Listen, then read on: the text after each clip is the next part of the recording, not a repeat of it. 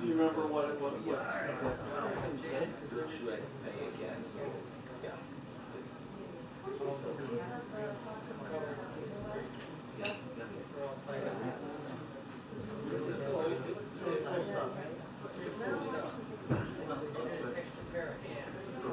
Pay for either you just support.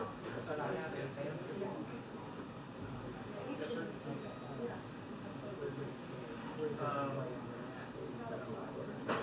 That's what I've done today.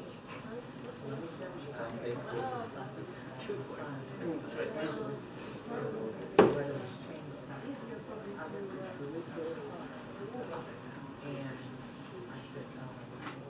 Yeah, yeah.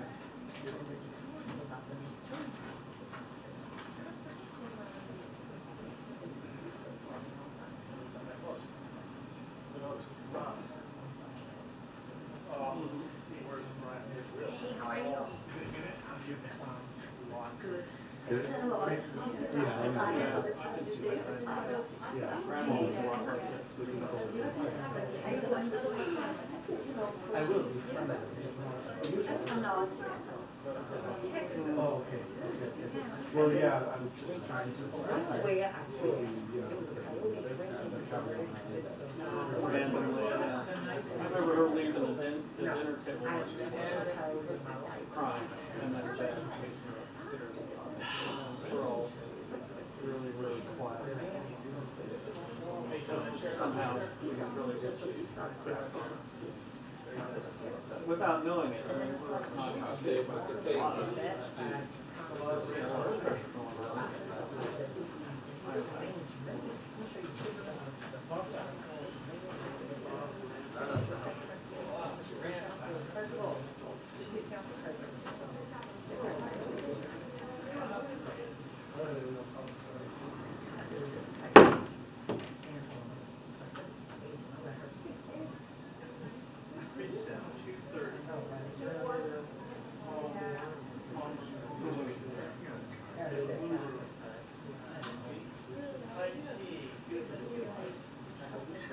Negative, Knight Rider.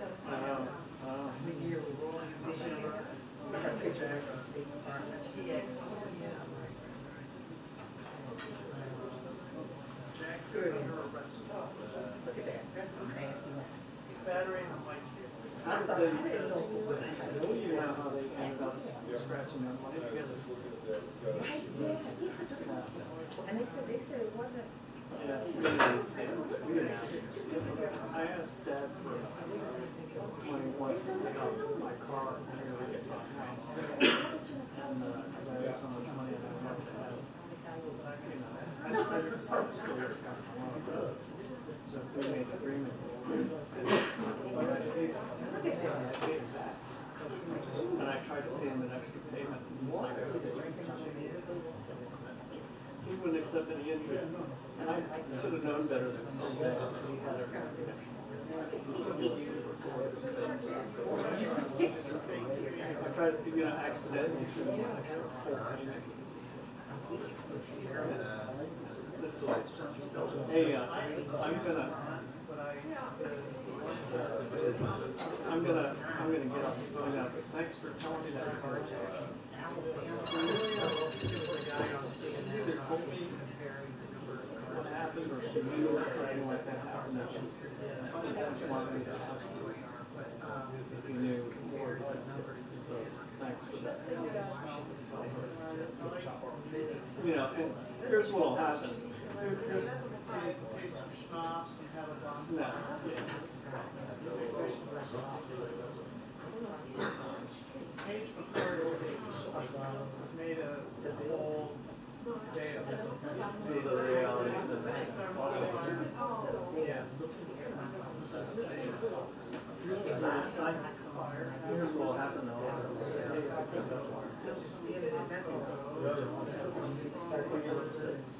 Yeah, I heard that 3 years ago. And here I am. I've never really heard any of the details, even though you're not going to And I always thought, she always had that thing, just easy. Just because I never thought it was really rigid about stuff and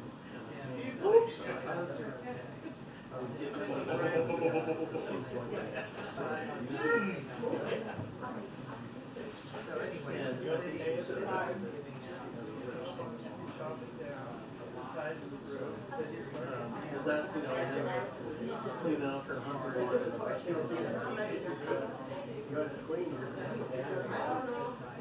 Trout ex-husband, son or something like that, she was talking about, yeah, we're taking a farm, her.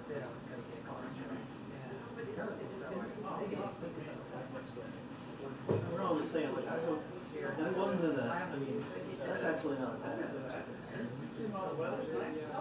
But it was not that genteel, burning, you know, type thing. It was definitely just a mercenary state. And in any case, but you know, I just anyhow, all right. Yes, sir.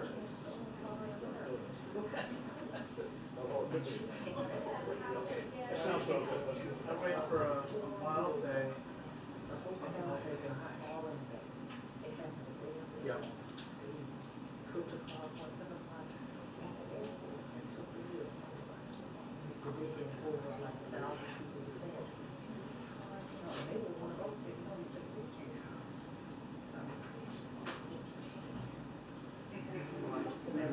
Really would be a shock to come back and find you didn't have any wheels. Yeah. Yeah, literally, right? Yeah, I asked him about this car and all this stuff, and he's like, well, you know, that's all I complained about before, because I didn't have time to do that car, and then now all of a sudden, that's good.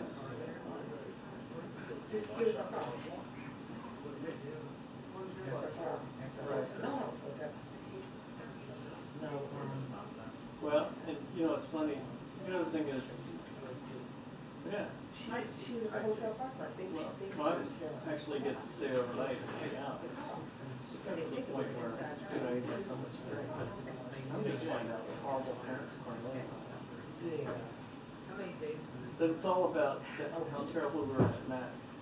You know, people that don't have any regular behavior, don't really understand it. They just think it's crap. And, you know, now granted, they didn't handle it, whatever, that's a discussion that's almost three times our time. And,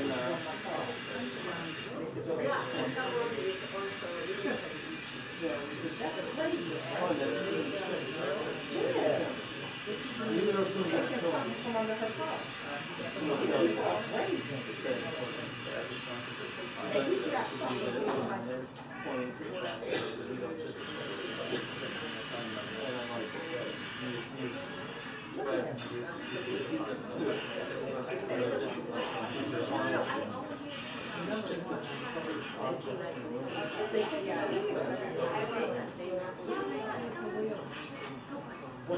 You would know that. They would start breaking things, looking at people. Ever since he was a little kid. And he's kicked holes in walls. I've had to wrap around wire and lights carry him. That's crazy. Because he kicked two holes in the wall. And then he stayed there in case somebody come out. It's just me. It's just me. You know, yeah. This is great. That's great. It's really one of those medications. Anyway, so that's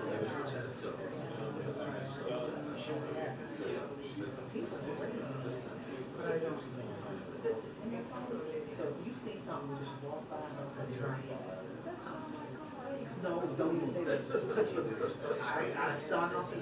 I don't know. I wouldn't even say anything. Put my head down, keep going. Leave the house, don't even go to your house, go somewhere else. Definitely. yes. Yeah, Alexis was telling me. Oh yeah. Yeah. Near her.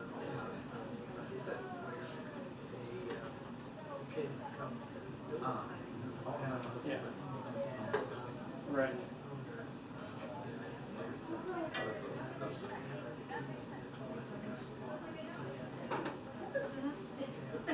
No, and you know, one reason I think he likes us is because nobody in our family is asking him for money. You know, and I think his family, they all kind of like sniff around. That's what I've heard. So. That's an indication. That is a huge To tam jest fajnie. To wiesz co, jak wrócić do tego, bo ja wiem, że wydaje mi się, że ładowarka tyle wiedziałem, że on będzie jechał. Well, I did. What happens, they didn't go to school. Zapytaj. And so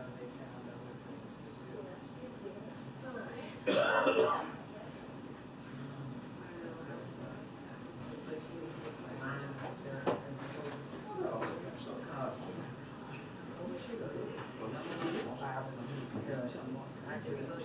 Gdzieś na krańcu. Yeah. Ale też mogło mi się, wiesz, pomieszać. Right. Which is it? Which is better? Okay. Last thing. Go ahead. Just hold on. Ja jeszcze dopytam Konrada, bo on mówi, że pchała. Nie ma. No, I think they have a split between their mom and their dad, which is fine. But listen, the funny thing is mom and dad telling Cornelia and I about how their kids were over scheduled because they had to come over and help them out driving until they were too busy doing stuff. So they get to the point where they're going through Lemoyne, they go past the down the railroad tracks, and they're going to turn left and go up the river. And they got to cross lines of traffic. So, well, you know, they're waiting because there was some people. And they spent arguing about how they got there and whether they never got to the chat. They never got to Mama Rose's house. This whole story. They were just arguing about details. And Cornelia and I are sitting next to each other, like nudging each other. Oh my goodness, this is like a sitcom. It was great. It was great. All right, man. I gotta go. The briefing's gonna start. We're in the Oval Office doing a ceremony with the running. Yeah, thanks guys. Start the briefing and oh, here they come now. All right, man. We'll talk to you later. No worries, no worries. Bye.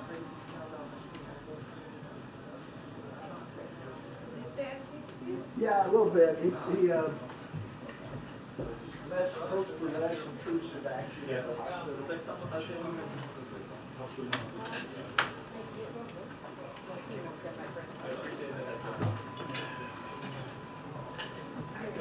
Show off. Wait, what? Damn.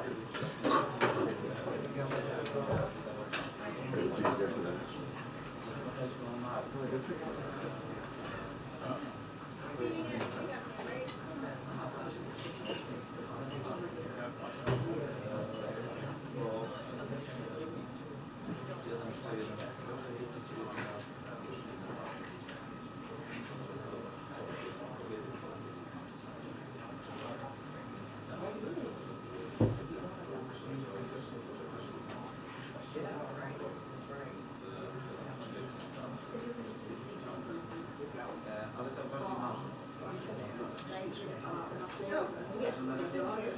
Mama się chyba strasznie wybiera na rynku do nas. Może nie już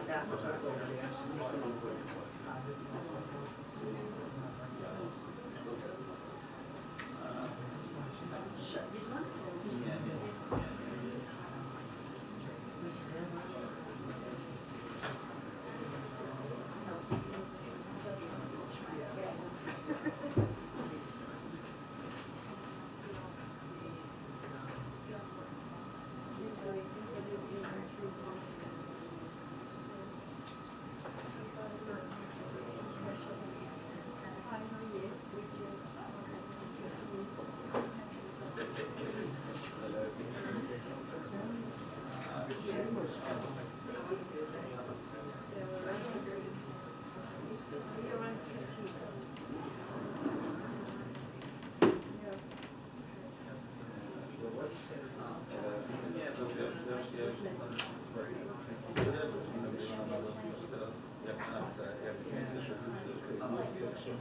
Ale tam czasem ofensywne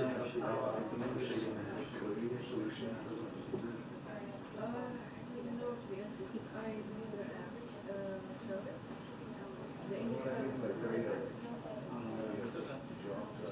Yeah, I know what you mean, yeah.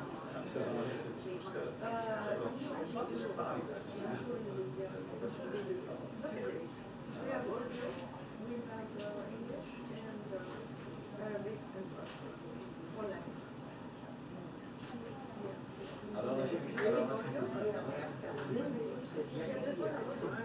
This one is this one we make look at the languages. Yeah, because it's not what we were supposed to do headquarters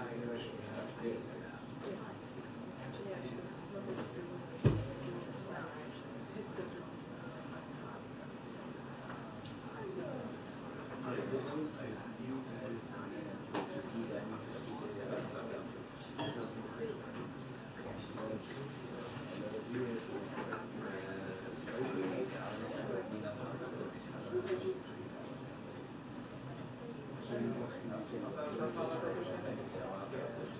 yeah, I know my best with my personal relationship. Yeah. Very down to earth. Born and brought up here, really.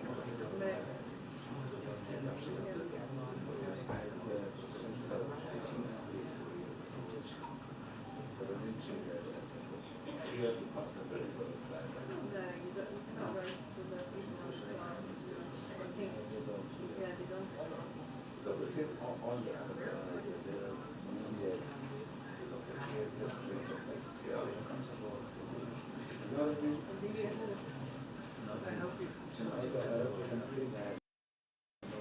Do you who?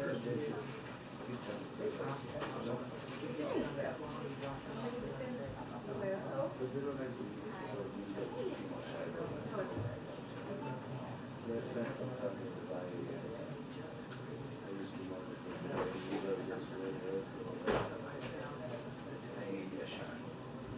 Yeah.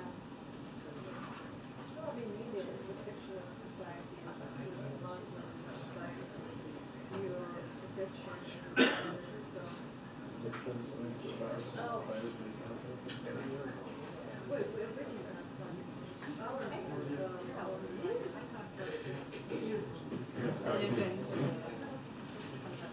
No, I'd like to. You don't?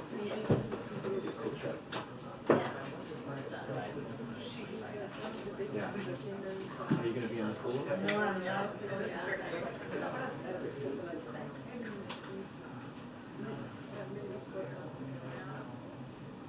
They haven't left that very long. They haven't left yet? What? The pool is not going to be one. Oh, they are back. Shouldn't be on, yeah. Children, singing. It's like an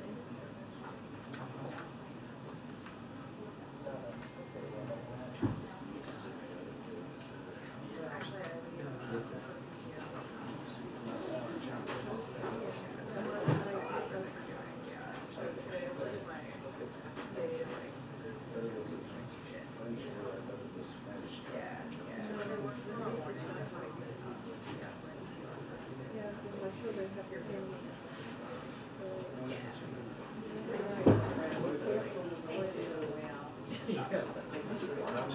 I don't know if Phil's here or not. I haven't seen him. I'll be aware of where in the... Yeah, that's good. Sure. yeah, well, there was almost Yeah, I'm gonna.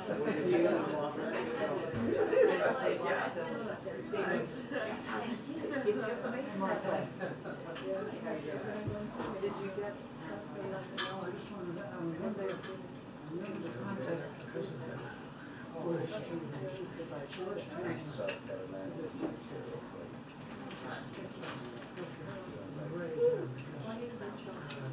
Even since we talked. Yeah. Well, yeah.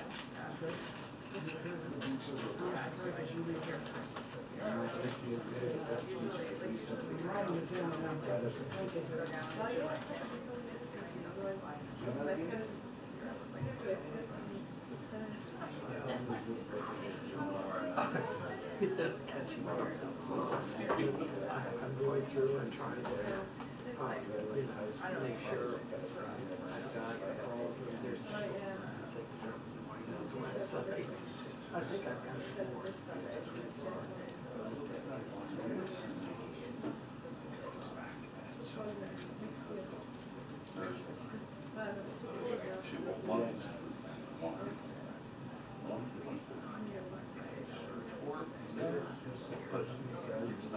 It's not there on the list. It's weird how that would happen. Yeah, let me pick up on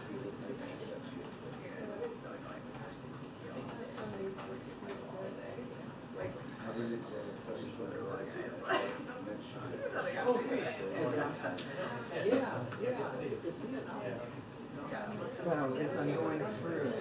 Oh, yeah. Right there? Okay. Oh, thank you. Thank you.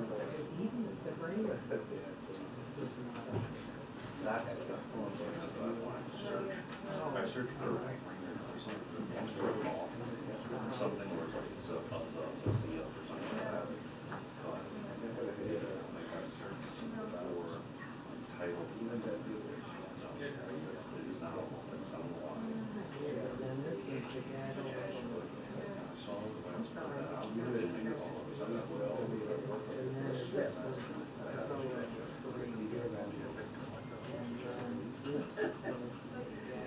That's what I started.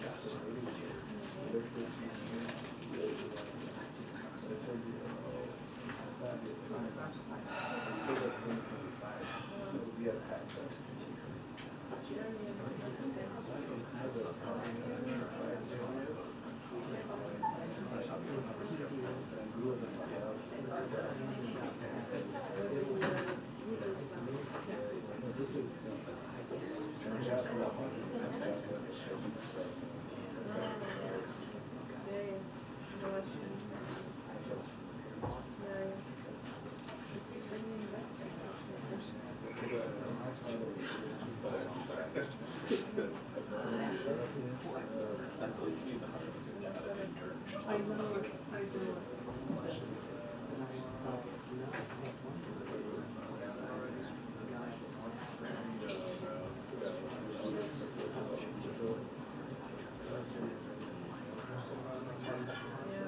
Yes, you are. When it's a good pizza, what oh, you are?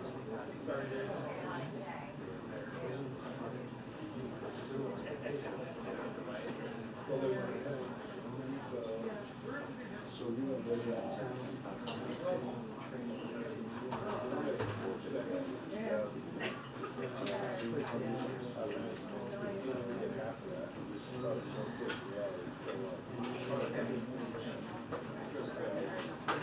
Hey, how's it going?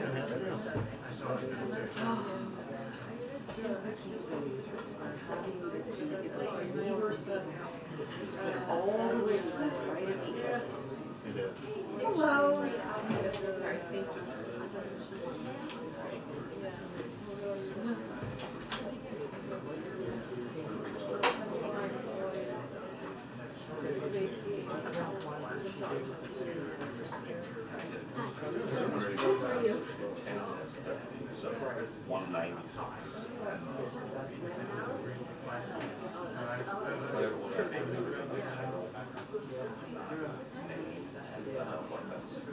Works well until everyone switches to the shift, and then you're done. It takes kind of.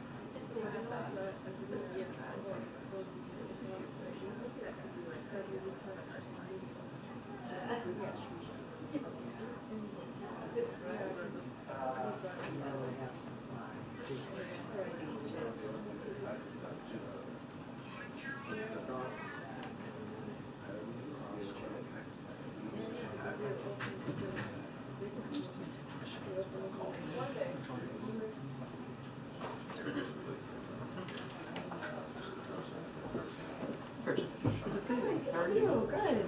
What was it? No worries.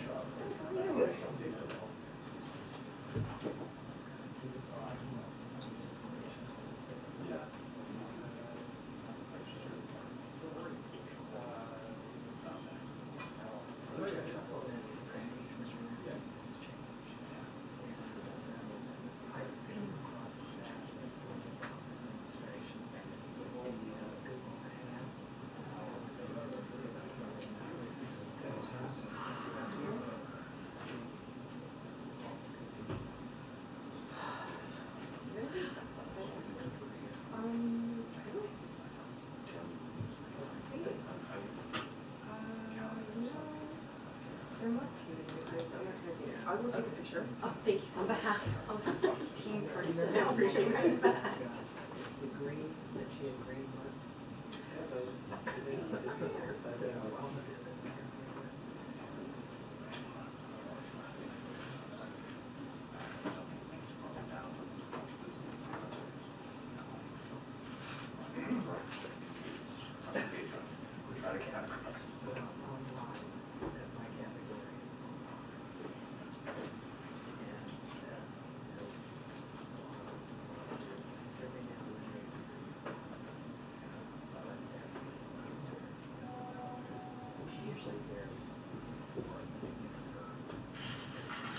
Did you get it? Oh, yes, thank you so much.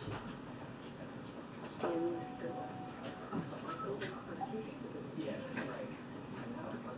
I'm leaving my really fun. I had trouble with it. Right, when you were because oh, that's right. Oh, that's right, that's right. We were here. But did it need to come? Really? Oh, I didn't have that.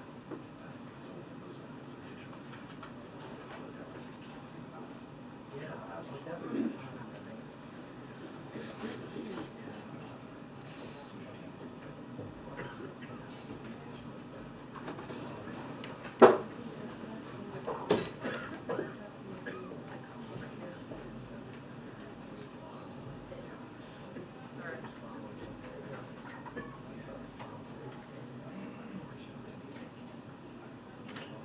Attention, the press briefing will begin in 2 minutes. The press briefing will begin in 2 minutes.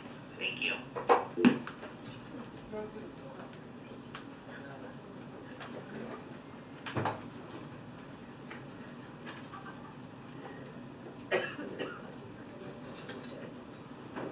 Oh, it would have been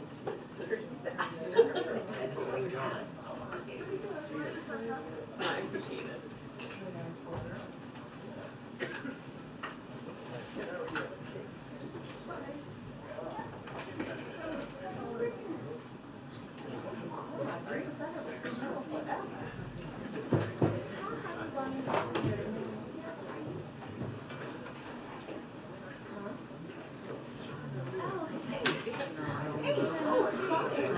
You left it? Hanging in there. Front?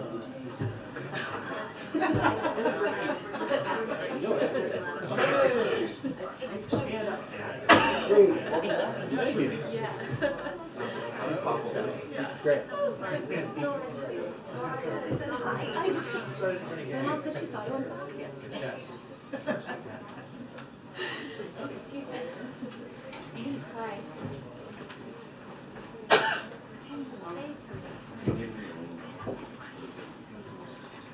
Oh, only if he was asking. I might, maybe I'll go, let me look. You might be okay. Yeah, bring me back, he's asking. Leave, okay, whatever, I mean, don't leave your judgment to me. You know. That's what this is for.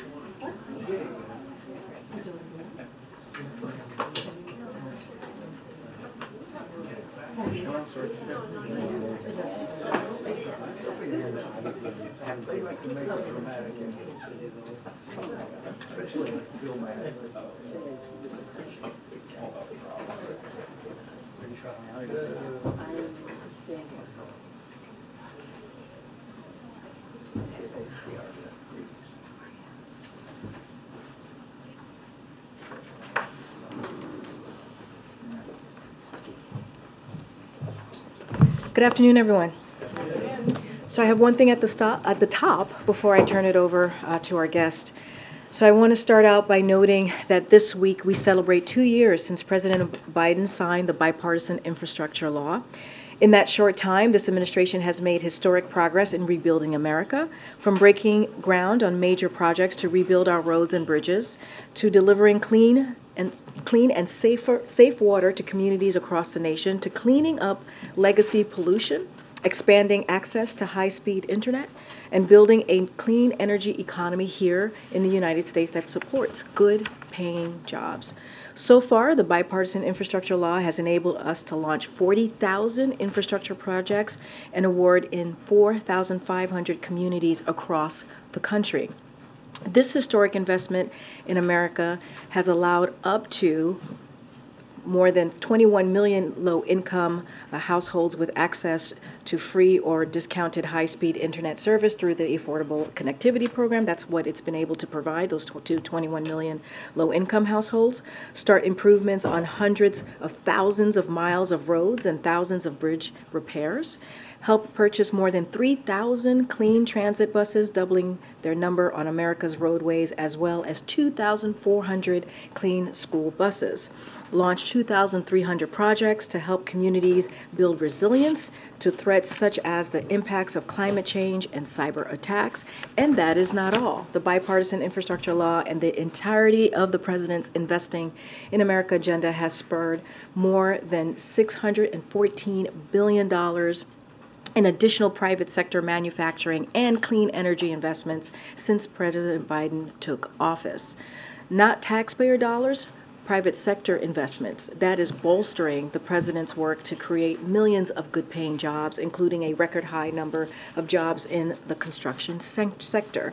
That's exactly what Bidenomics is all about, investing in America and in American workers to grow the economy from the middle out and the bottom up. And with that, we have Jake Sullivan here, our national security advisor, to talk through the president's trip to San Francisco this week, and also the bilat that you all are going to see later today with President Widodo, and take any other foreign policy questions that you all may have. Okay, Jake. Thank you, Corinne, and thanks everybody. It's obviously an extremely busy time, so I apologize. My opening comments are going to be a little bit longer than usual, but if you bear with me, I'll be able to answer whatever questions you have. Today, President Biden kicks off a significant week of high-level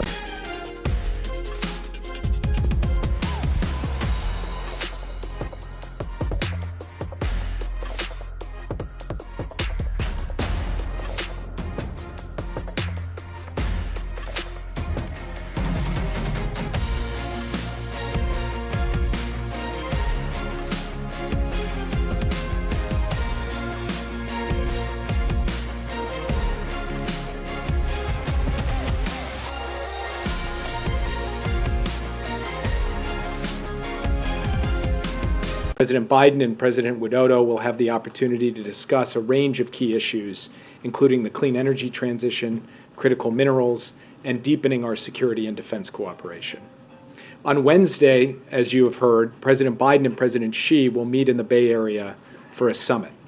We anticipate that the leaders will discuss some of the most fundamental elements of the U.S.-PRC bilateral relationship, including the continued importance of strengthening open lines of communication and managing competition responsibly so that it does not veer into conflict. The way we achieve that is through intense diplomacy. That's how we clear up misperceptions and avoid surprises. That's how we work together where and when our interests overlap and deliver on key priorities for the American people. And that's why in recent months, I've had the opportunity to meet with Director Wang Yi 3 times, and it's why our Secretaries of State, Treasury, and Commerce all went to Beijing. It's also why China, for its part, sent its Vice President, its Foreign Minister, and other senior officials here to the United States in recent months. President Biden comes into this summit on a solid footing, given the ways in which he has positioned the United States to be able to compete effectively both at home and around the world. At home, we've had the strongest recovery and lowest inflation of any leading economy. We've created 14 million jobs, more jobs in 2 years than any president in a 4-year term. And we've had 21 straight months of unemployment under 4% for the first time in half a century. Abroad, President Biden has deepened our alliances and partnerships. In just the last year, he's hosted the leaders from Japan, the ROK, the Philippines, India, and Australia for bilateral meetings here in Washington. He formally launched AUKUS. He held a historic trilateral summit with the ROK and Japan at Camp David. He upgraded our relations with Vietnam on a historic trip to Hanoi. And he's hosted 2 summits at the White House for Pacific Island leaders, as well as a special U.S.-ASEAN summit. Finally, at President Biden's direction, we've taken important steps to protect our national security. We've put in place new rules on outbound investment and updated our export controls on semiconductors and semiconductor manufacturing equipment. And we've continued to uphold freedom of navigation in the region by flying, sailing, and operating wherever international law allows. We're also looking for specific outcomes from the meeting on November 15th. I won't get too far ahead of the meeting, and I'll let the President speak for himself after he has the chance to meet with President Xi, but we believe that there are areas where our interests overlap, like our efforts to combat the illicit fentanyl trade. There are also areas where we can more effectively manage competition, for example, by reestablishing military-to-military communications. And there are, of course, critical global issues that the 2 leaders will need to discuss, including Russia's war against Ukraine and the evolving crisis in the Middle East. All in all, we're looking forward to a productive meeting. President Biden has a long history with President Xi. Their conversations are direct, they're straightforward, and President Biden believes that there is no substitute for leader-to-leader, face-to-face diplomacy to manage this complex relationship between the United States and China. Of course, this week, President Biden will, this coming week, will be doing a lot more than just meeting with President Xi. He'll be welcoming leaders from across the Asia-Pacific for APEC Economic Leaders Week at a moment when the most dynamic economic region in the world is looking to the United States as the leading economy in the world. While in San Francisco, you'll see President Biden put forward his economic vision for the region. He will speak about how the United States is the preeminent driver of inclusive, sustainable economic growth in the Asia-Pacific, and how the Asia-Pacific is critical to growth here at home. You'll see the President join leaders from across the region to announce in record time clear outcomes on a number of pillars of the Indo-Pacific Economic Framework. You'll see him hosting a Partnership for Global Infrastructure and Investment, a PGI event, with major CEOs and IPEF governments that will demonstrate how we are identifying new ways of working with the U.S. private sector to drive high-standard investment in the Indo-Pacific, in infrastructure, in innovation, and other areas to unlock sustainable long-term growth. And we're also hosting an event with major foreign CEOs focused on how President Biden's economic policies, combined with our strong partnership with Asia-Pacific economies, are driving historic and outsized investments here in the United States in critical and emerging technologies and in other areas, and creating good-paying jobs for American workers. Finally, before I take questions, I want to give a brief update on the Middle East. The United States continues to work round the clock to support efforts to rescue and reunite hostages held by Hamas with their families where they belong. This includes many young children, one of whom is a 3-year-old American citizen toddler whose parents were tragically killed by Hamas on October 7th. This is a top priority for President Biden, for Vice President Harris, for Secretary Blinken, for me personally. We have all spoken with families of U.S. citizens who are being held hostage by Hamas and have raised this issue with all of our counterparts. This remains a paramount priority for us. Just yesterday, President Biden spoke with the Emir of Qatar to discuss the important efforts and the important negotiations ongoing to try to secure the release of the hostages being held by Hamas. And later today, here at the White House, I'll be meeting with some of the families of the Americans who are currently being held. The United States has also been leading efforts to increase the flow of life-saving, sustained humanitarian assistance, food, water, medicine, into Gaza. While we've made some progress, much more is urgently needed to alleviate suffering among the civilian population in Gaza. We're glad to see Israel take an important step in this direction last week, and we remain in active discussions with the Israeli government about the importance of tactical humanitarian pauses in the fighting, to permit civilians to depart areas of active hostilities, to increase the flow of aid, and to enable hostage releases. We continue to have discussions at all levels, including President Biden with Prime Minister Netanyahu, to urge Israel to continue taking every possible measure to protect civilians. The loss of a single innocent life is a tragedy, whether it's a Palestinian civilian, an Israeli civilian, or anyone else. And we grieve for every innocent who is lost. At the same time, we will continue to stand behind the proposition that Israel has the right to defend itself against terrorist attacks. And with Hamas, as I've said, you're dealing with an organization that has come out publicly since October 7th and said that it intends to commit another October 7th and another one until Israel no longer exists. You have a leading spokesman from Hamas saying that the objective of the organization is a permanent state of war with Israel. That is the reality that Israel is confronting, and it's a reality that would be unacceptable for any nation. And with that, I will be happy to take your questions. Yeah. Thanks, Jake. You said yesterday, and the president said just now in the Oval Office, that hospitals in Gaza need to be protected. Do you believe that the Israelis have received that message, and have they had any response? So first, what the president has just said and what I've said is that we do not want to see firefights in hospitals. We want to see patients protected. We want to see hospitals protected. We have spoken with the Israeli government about this, and they have said they share that view, that they do not want to see firefights in hospitals. And you've heard from IDF spokespeople stating things along those lines. The Israeli government has also told us that they are prepared to provide fuel to hospitals to ensure that they can continue to operate, and that for certain hospitals, they actually have not been able to be in communication with the people who are actually running the hospitals. So that's something we will continue to work on. But the position of the United States on this matter is clear.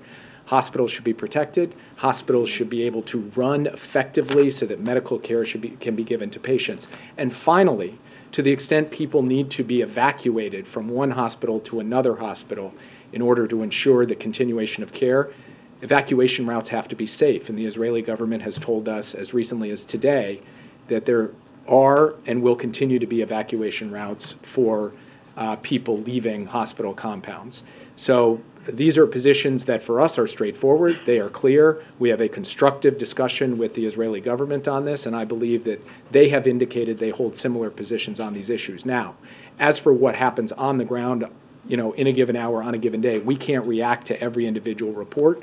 We can simply continue to state our position and continue to consult with the Israeli government to ensure that they are doing their best to fulfill their stated position on this. And then more broadly, the U.S. is now focused on 2 wars, one in the Middle East, one in Ukraine. What would it mean for this government, and in particular, foreign policy and the military, if there were to be a government shutdown come Friday night? This would be a devastating blow, first of all, to our service members at a very human level, because it would have an impact on the ability of our troops and their families to get all of the benefits and services that they deserve for the service that they are performing for our country.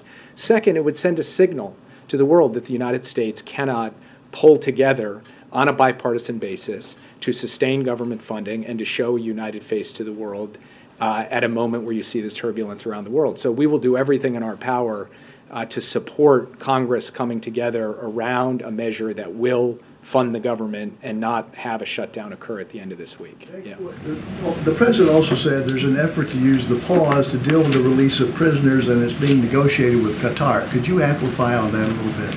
Yes, there have been ongoing discussions with the government of Qatar, and in fact, President Biden, as I mentioned in my opening statement, spoke by telephone with the Emir of Qatar yesterday. Qatar has been talking to Hamas. Israel has been talking to Qatar. The United States has been talking to both Israel and Qatar in an effort to try to move forward these negotiations to a point where hostages can be released and reunited with their families. We're not there yet, but we are continuing to try to make progress on that day by day, hour by hour. And as I said before, the president has no higher priority, which is why he is personally engaged on this issue. Secondly, on the trip itself, what does the president plan to tell President Xi in terms of getting Iran to rein in its proxy attacks on U.S. forces in the Middle East?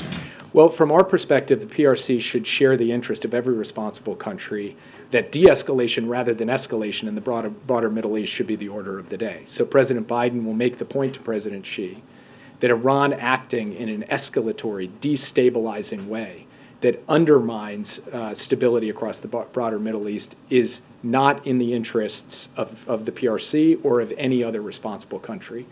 And the PRC, of course, has a relationship with Iran, and it's capable, if it chooses to, of making those points directly to the Iranian government. Yeah. Okay.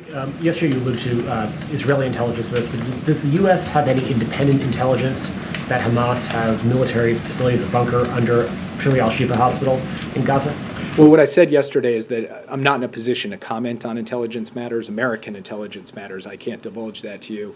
What I can tell you is that we see plenty of open source reporting about Hamas's use of hospitals and other civilian infrastructure to store weapons, to house fighters, to engage in forms of command and control. But beyond that, I'm not in a position to speak specifically to a report about a specific hospital or a specific bunker. And so when the president says that hospitals must be protected, what does the United States want to see done with Al-Shifa Hospital in particular and the Hamas facilities that you now point to open source intelligence saying lie under it? Well, your question points up the complexity of this conflict and the added burden that Israel is facing as it goes against murderous terrorists who continue to say their goal is the absolute destruction of the state of Israel. You're dealing with a terrorist organization, Hamas, that takes civilian hostages, including little children, that uses civilians as human shields, that uses civilian infrastructure, even hospitals, in the most cynical way possible. That is, as fighting positions, as military operation centers. And so Israel has to confront that while at the same time not wanting to go assaulting hospitals in firefights that could put innocent people who are getting life-saving medical care in the crossfire. So there are not easy answers to this question, but this is the complexity, this is the burden that the Israeli Defense Forces are facing as they conduct their operations. And our position is that Israel has the right to go after Hamas, but it does face this added burden, and that burden does not lessen its responsibility to act according to the laws of war. And so how that plays out in a particular operational dynamic, this tunnel or that bunker, ultimately those decisions lie with the military fighting. The United States can't dictate that, but we will continue to stand for the principle that the laws of war must be respected even as Israel goes after Hamas and the tools and infrastructure of its terrorism. Yeah. Do you have any proof of life on hostages, especially the Americans, in the negotiations that have been going on? Has there been anything that could reassure the negotiators, the president and you, that hostages remain alive and potentially could be rescued? So we have been very transparent about the fact that we have limited visibility into both the whereabouts of the hostages within Gaza and their condition. And I said as recently as yesterday that we have 9 missing Americans, 1 missing green card holder, and I cannot look in the eye and tell you how many of those hostages are still alive.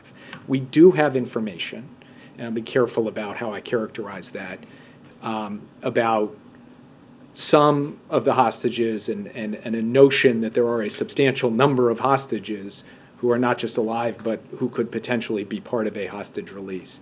But I couldn't give you a number of exactly how many Americans would be included in that. That's something that we will have to work through as we continue these negotiations. And of course, we won't know for certain until we actually get the release of those hostages and they're safely returned to their families. So that's something we're going to continue to work on. Thanks.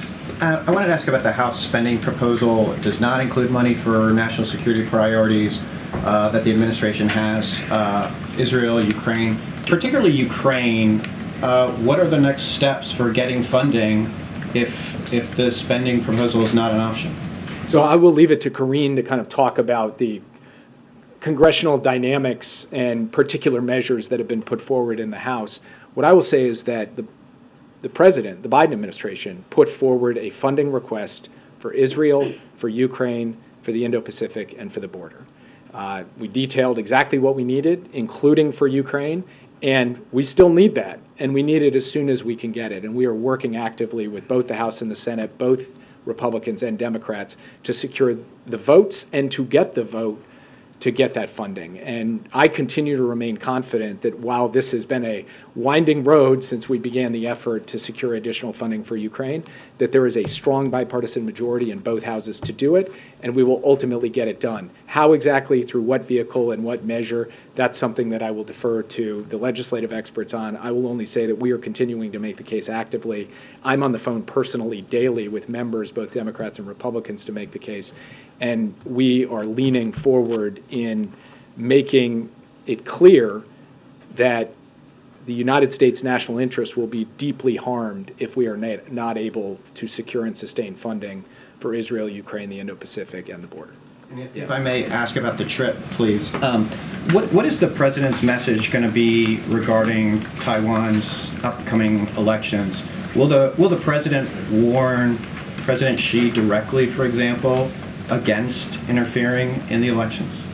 I'm not going to preview what exactly President Biden will say to President Xi, because I think he should have the opportunity to speak to him directly in person without me proclaiming it from the podium. I will say that the president, broadly speaking, is going to set out a vision for peace and stability and the maintenance of peace and stability across the Taiwan Strait. And he will do that in his meeting with President Xi. But in terms of the specifics of that conversation, I will leave that to the president to do person-to-person, face-to-face. Yeah. Thank you, Jake. How confident is the U.S. that the U.S. and China can restore military-to-military communications? It's now been more than a year since China suspended those talks. So what are the main sticking points from the Chinese side? I'll refer to China on the sticking points, because ultimately they'll have to answer that for themselves. The United States has been ready for that entire period to sustain military-to-military communications because we think it's the only responsible thing to do. Having our two militaries in communication is the way you reduce mistake, you avoid escalation, you manage competition so it doesn't veer into conflict. That to us is an absolutely straightforward factor, and no matter what else is happening in the relationship, those military-to-military links should remain intact. That's our position going into San Francisco. We believe that the PRC has been constructive in the dialogue we've been having with them on this issue. We will see what happens in San Francisco, and the president will be able to report after the meeting whether, in fact, we've made progress on restoring military-to-military links. What's your assessment for why the Chinese has been willing to engage so much more in recent months? How much of it has to do with China's economic struggles? And if that's the case, how can you be sure that what comes out of APEC is long-lasting and not just tactical from the Chinese side? Well, look, I'm not going to speculate as to what China's motives are. Again, that's a question you should pose to them, and they can lay it out for you. I do think your question raises an important point, though, which is nothing stands still in the world, as we've just seen from the October 7th crisis. And there will be, inevitably, things that arise that are unanticipated. There will be turbulence, as there always is. And the question is, can we create the lines of communication and the broad parameters in the relationship so that through whatever comes, we can manage competition responsibly so it doesn't veer into conflict. That's what the president has set out to achieve in this summit with President Xi.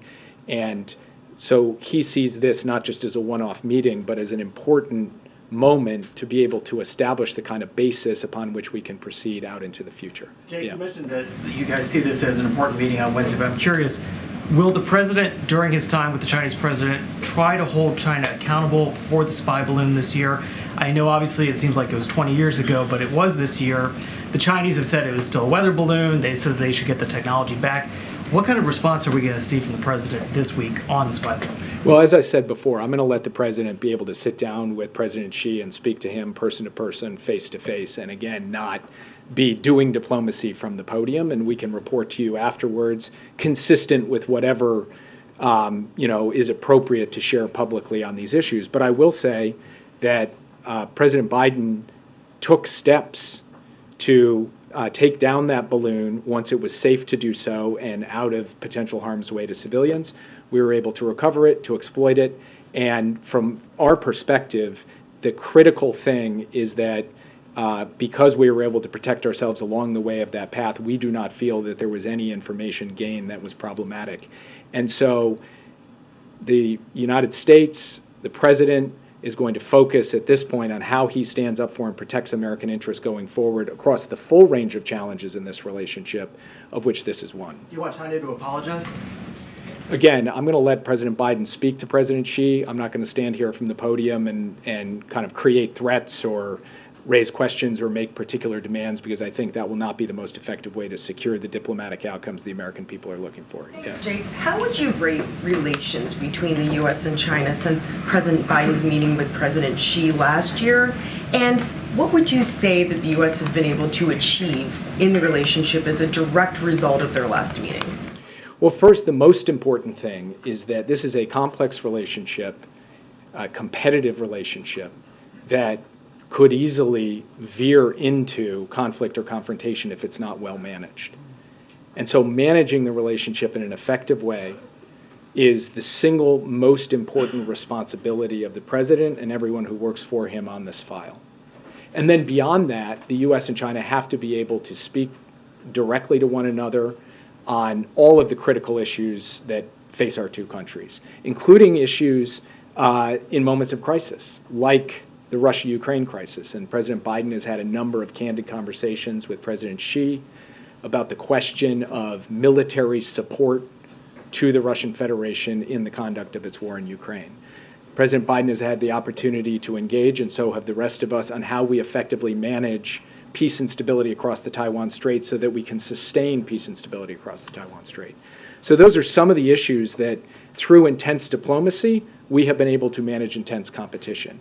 And then we will look for opportunities to actually generate affirmative outcomes that deliver tangible progress for the American people in areas where our interests overlap. I mentioned, for example, the issue of fentanyl.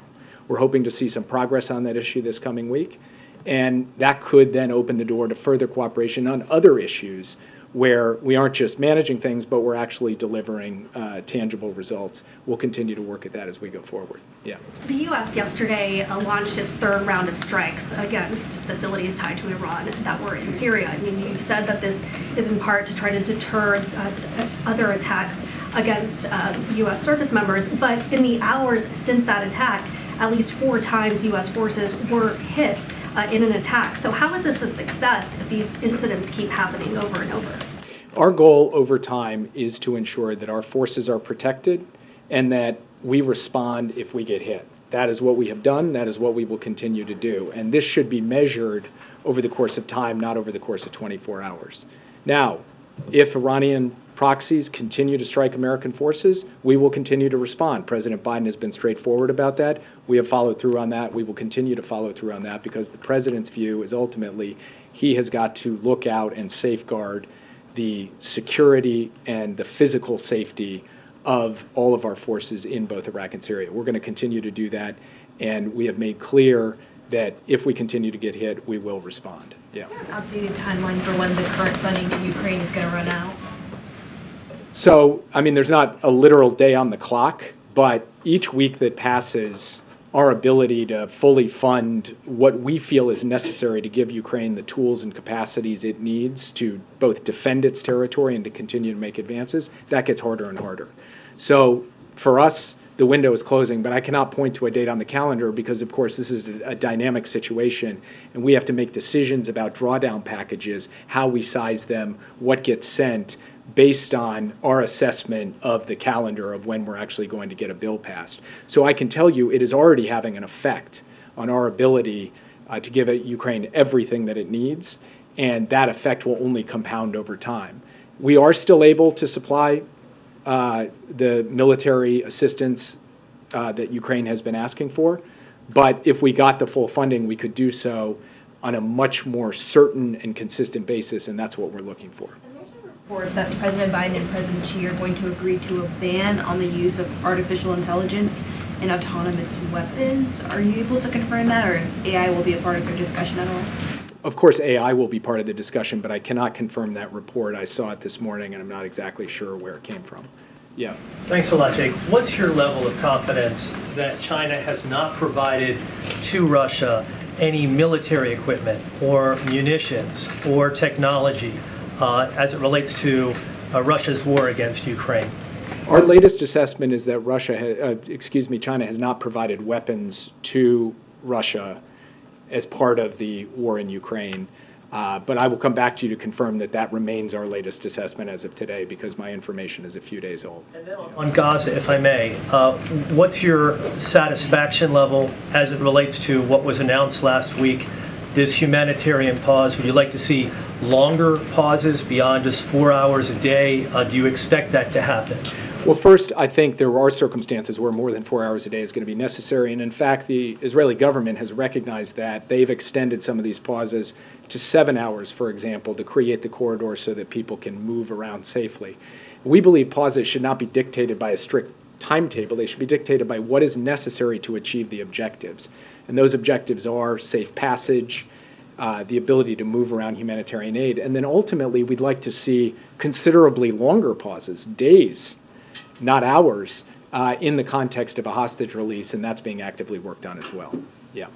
On the 5 Army Special Ops forces that were killed in a helicopter crash in the Mediterranean over the weekend, because they were there as part of the force buildup because of what's happening in Israel, would you consider their deaths American casualties of that war? I would not. I would refer you to DOD for what the formal assessment would be, but I would tell you just as a straightforward matter, we have forces deployed around the world in every theater, and tragically these training accidents do occur. This accident did not occur in combat, it occurred during a training mission, and so that's why from my perspective it would not be from this war. Yeah. Thank you, Jake. I have 2 questions on Gaza. 100 staff at the State Department and USAID accused the Biden administration of spreading misinformation. The Israeli newspaper Redanot Ahronot said actually some of the Israelis were killed by Israeli army on October 7th, and the number is 1,200, not 1,400. And that's not taken away from what happened on October 7th. But you were adamant that you do not trust the Palestinian sources when it comes to casualties. So accurate information is vital, especially in fighting anti-Semitism and Islamophobia. So does the White House have credibility when it comes to information and accurate information? Can we rely on you when you stand at the podium and tell us certain information and statements? When I know information, I will tell it to you. When I don't know information, I'm not certain about it. As earlier in this discussion, when we were talking about the number of American hostages who are still alive, those who may have been actually killed by Hamas, I will tell that to you. If we get new information that supersedes the information we have before, I will tell that to you. And we have a track record from day one of this administration to do all of those things. We will continue to do that every day, and I categorically reject the notion that we're peddling any misinformation. Yeah. Thanks, Jake. You said today, as you said a number of times, about the importance of the laws of war being upheld. Israel has killed around 11,000 Palestinians. Around 2/3 of those are women and children. The situation in the hospitals is dire. Israel has dropped an astronomical amount of ordnance in very built-up areas. Is Israel, in your view, abiding by the laws of war? And if it is, how do you come to that conclusion? Well, as I said yesterday, I, Jake Sullivan, standing here, am not in a position to be judge and jury to make that determination. It's a legal determination. What I can do is state for you the clear policy of the Biden administration, which we have been unequivocal about from the beginning of this conflict.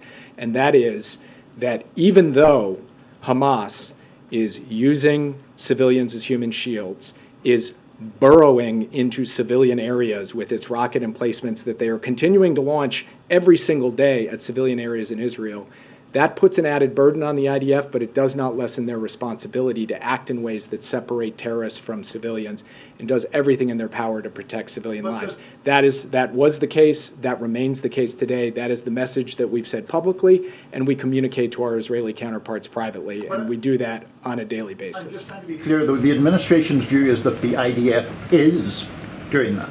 What I've told you is that I am not in a position to give you a legal determination to your question. I am not in a position to do that. What I'm in a position to do is to state the U.S. government position on how Israeli operations should be conducted, and that is what I have done. That is what I continue to do. That is what I can do from this podium. Yeah. Thanks, Jake.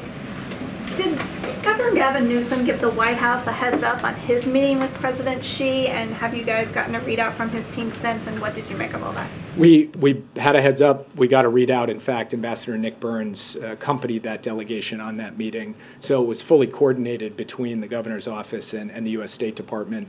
Of course, I won't get into the details of that because those were private diplomatic conversations. But we've had a good opportunity to get a download, as we have from Senator Schumer's bipartisan delegation. And Senator Schumer and I actually just spoke today about some of the outcomes of that conversation, which are feeding into work the president will do this week and hopefully help result in some tangible progress. Yeah. Thank you so much. Do you intend at some stage to provide more details about the kind of military equipment Israel is getting from the United States and the way it's using it? Yes, the Department of Defense will lay out what we are providing to Israel. I've stood up here before and told you about some of the key elements of that, which have included interceptors for Iron Dome, artillery ammunition, precision-guided munitions. And so the DoD and the State Department will follow normal protocol in laying out the sales and transfers of weapons to Israel. Yeah. Thank you, Jake. I have a question on your meeting with Yermak, but first on the bilat. As I understand, President Widodo will be bringing the resolution from the Organization of Islamic Cooperation, which includes demand for immediate ceasefire and rejection of Israel's justification that its actions in Gaza is self-defense. So clearly, on the international stage, President Biden is losing ground on this issue. We see this at the UN every day. My question is he ever at all concerned that he may be on the wrong side of history here? And how does he plan to engage with President Widodo on this issue? President Biden is looking forward to engaging with President Widodo across the full range of issues in the bilateral relationship and regional and global issues. On many issues, they will agree wholeheartedly. In fact, they'll make significant progress. On other issues, they will have different perspectives. President Widodo's position on the conflict in Gaza is well known. So is President Biden's. They'll both have the opportunity to respectfully exchange views on that issue.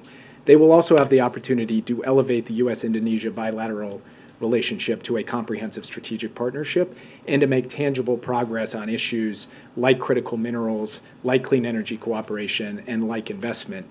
So you will see in this the fullness of the relationship between the United States and Indonesia, but also the robustness of that relationship and the way in which it has advanced over the course of the past 3 years, notwithstanding the fact that there are differences of perspective on certain aspects of the ongoing crisis. Yeah. Thanks, Jake. San Francisco has cleaned up their streets ahead of President Biden and President Xi's meeting. They've moved homeless to other parts of the city, cleared tent cities, and trash off the street. Is the president embarrassed that an American city needs to go through a total makeover to be presentable for his out-of-town guests? The president is incredibly proud of the record that the United States will bring as host to this summit. And I went through some of it today. The strongest economic record of any developed country, the lowest unemployment over a sustained period in half a century, far-reaching investments in innovation, in chips, rebuilding America's infrastructure. So actually, Joe Biden thinks he is walking into the summit on the front foot and able to showcase the United States as the premier destination for investment, good job-creating investment here in the United States, all of which will be on display while he is there. And the countries of the world who are coming with a recognition that the United States is in a strong, indeed for a lot of people, an enviable economic position, and that is going to, I think, sustain him very effectively through the course of the week. But Governor Gavin Newsom said of the cleanup this, I know folks are saying, oh, they're just cleaning up this place because all those fancy leaders are coming to town. That's true. Does President Biden agree it's more important to impress the leader of China than the American people that live in San Francisco and pay taxes every day? First, I completely reject the premise of your question, but secondly, I don't know what the context of what Governor Newsom said, so I won't respond to it. Last question.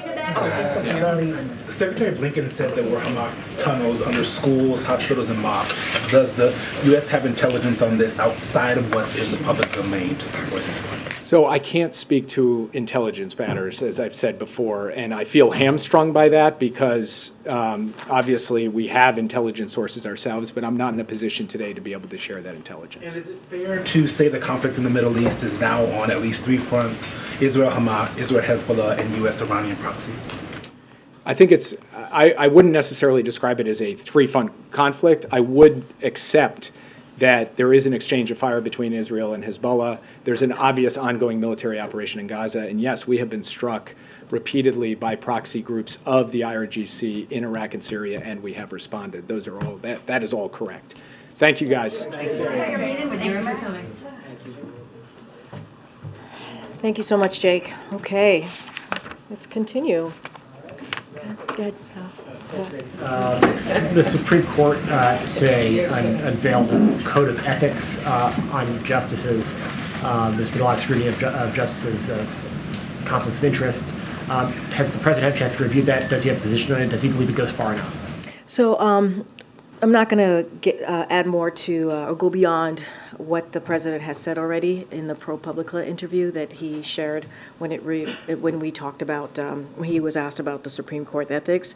So there are ethics rules that apply to other and lower federal courts, obviously, and so obviously the American people have the right to expect those who are serving in high office to meet high ethics and transparency, obviously standards, and so but I don't have beyond that. I know the president has talked about this recently. And then there's a security incident overnight with the Secret Service agent apparently fired a shot, an attempted vehicle theft and breaking into the Secret Service vehicle regarding one of the president's grandchildren. Has the president been briefed on that incident, and does he believe that the Secret Service handled that appropriately? So for any questions about security matters, I would have to refer you to the Secret Service. Any questions, again, any questions referring to this, I would have to, I totally understand. This is personal information. Anything that deals with personal information, I would refer you to the Secret Service, especially as we're talking about security matters. And lastly, Jake just said he felt hamstrung by his inability to release in U.S. intelligence assessments of Hamas activities.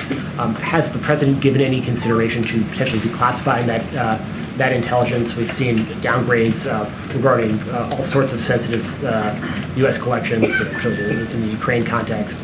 But has the president considered that in regards to what Hamas is doing allegedly on these hospitals? I just don't have anything to add to what Jake Sullivan, our National Security Advisor, shared today at the podium. Again, Nancy. Thanks, Green. This year, auto thefts are way up, carjackings are way up, violent crime is way up here in D.C. A couple of members of Congress were attacked, now this, overnight.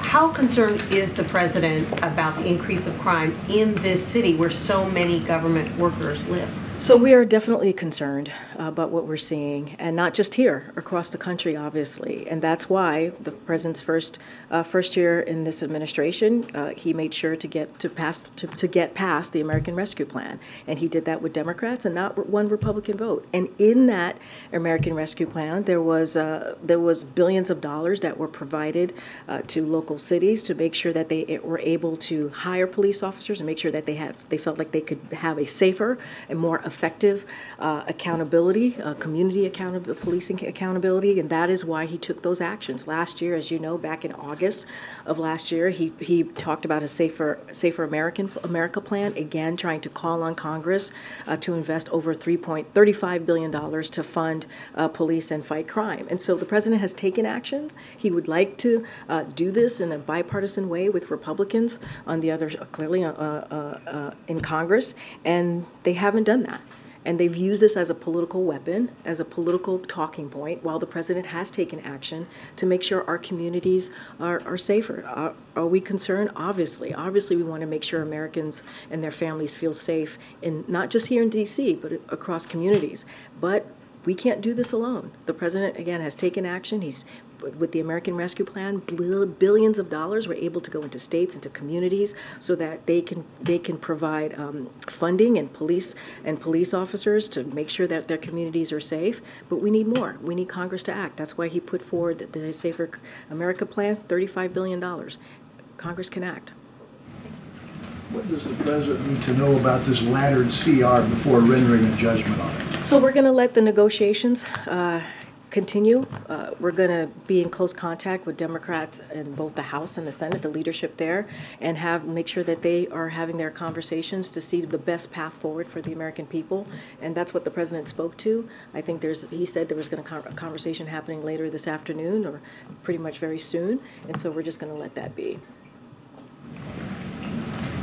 Thanks, Corinne. So the House plan includes no aid to Israel or Ukraine. Is the White House still confident that their supplemental funding request can pass on its own? And what vehicles remain here for Ukraine funding? So look, Jake spoke about this very well from here and talked about the importance of making sure that we continue to fund Ukraine, making sure that we have funding for Israel as well. I'm not going to get into legislative negotiations from here, from the podium, but look, I'm going to be very clear. Lives are at stake, right? The national security supplemental that we put forward is incredibly important. It's important for our national security. Also, let's not forget the domestic supplemental as well. So it's important for our needs here, our needs across the globe. And so look, we're going to not negotiate from here, but I think Jake laid it out very clearly, the importance of continuing to fund Ukraine and the importance of the funding that we've asked for Israel.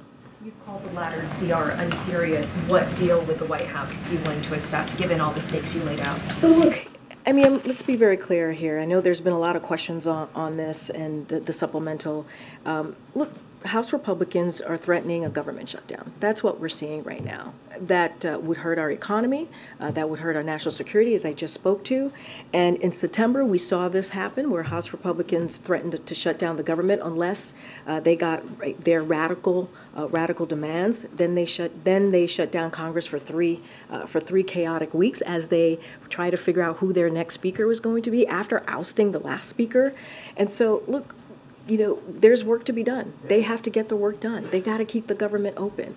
And so negotiations are going to be happening. We're going to continue to talk to Democratic leadership on the House and the Senate, and so that we can make sure that we're moving forward in a way that's best for the American people. And as I stated, this latest proposal is very much untested. It is. It's untested. And where they could have, avoided this weeks ago, but instead they were in their own chaos. I'm speaking about the House Republicans here. And so we're going to continue to have those conversations with Democratic leadership. Is the president concerned that city crime could get this close to his family? Look, I'm not going to speak to the incident.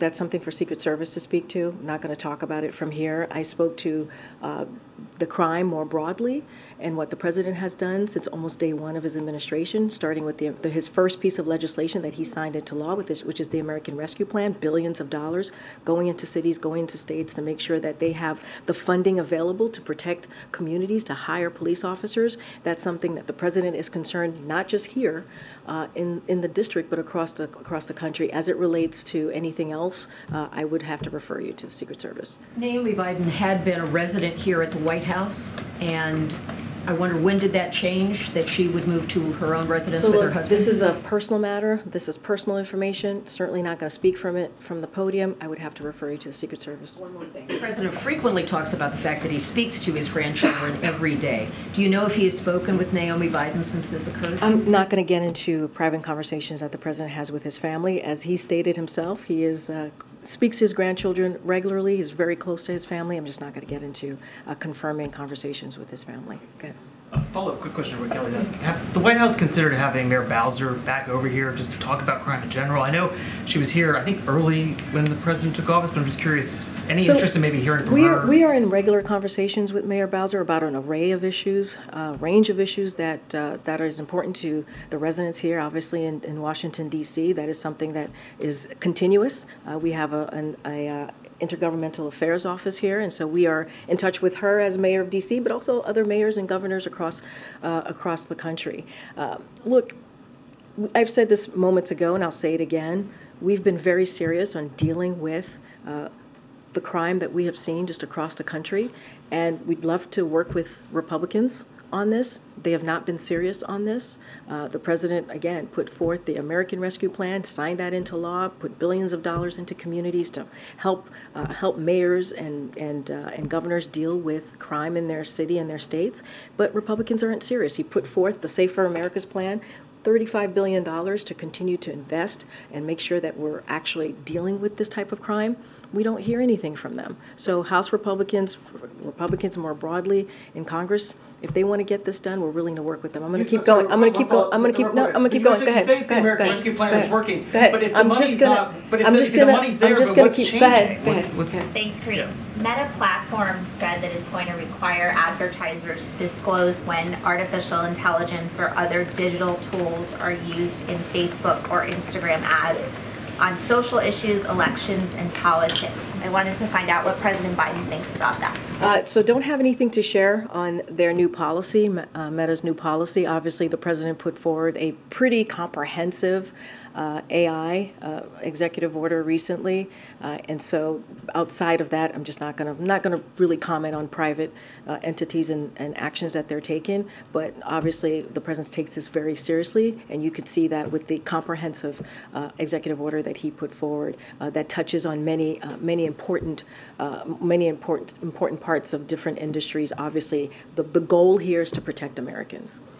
Could you speak more broadly about what the president thinks social media platforms should be doing within the next couple months to prepare for potential AI-generated misinformation on their platforms, especially going into an election season?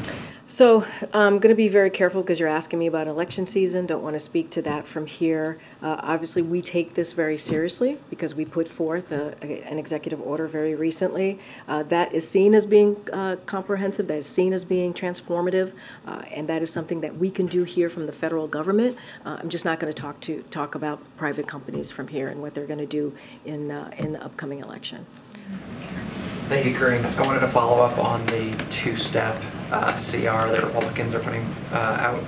You've previously said that this would be a recipe for chaos and more shutdowns. I'm wondering what the president's message is to those House Democrats who seem at least intrigued by this proposal. For instance, Minnesota Representative Dean Phillips has said that Speaker Johnson's two-step CR, quote, isn't perfect, but a whole lot better than a shutdown.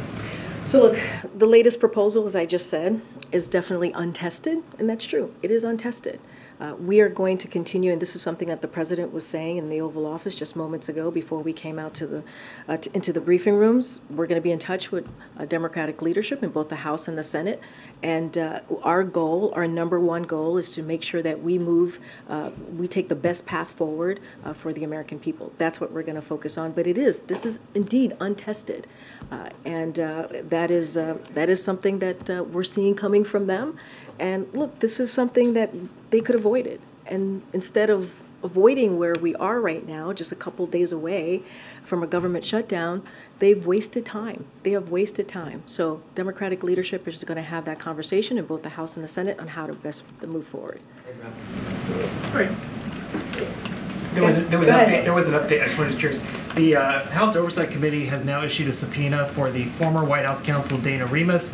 They're also asking for 4 other transcribed interviews with White House employees regarding the classified documents that were found in Rehoboth or in Wilmington. I'm just curious, would the White House support cooperating with the committee's oversight, specifically with this subpoena for Dana Remus? I'm just not going to comment from here, which is consistent with what we've been doing from here. Go ahead. Thank you. Follow up on Phil's question.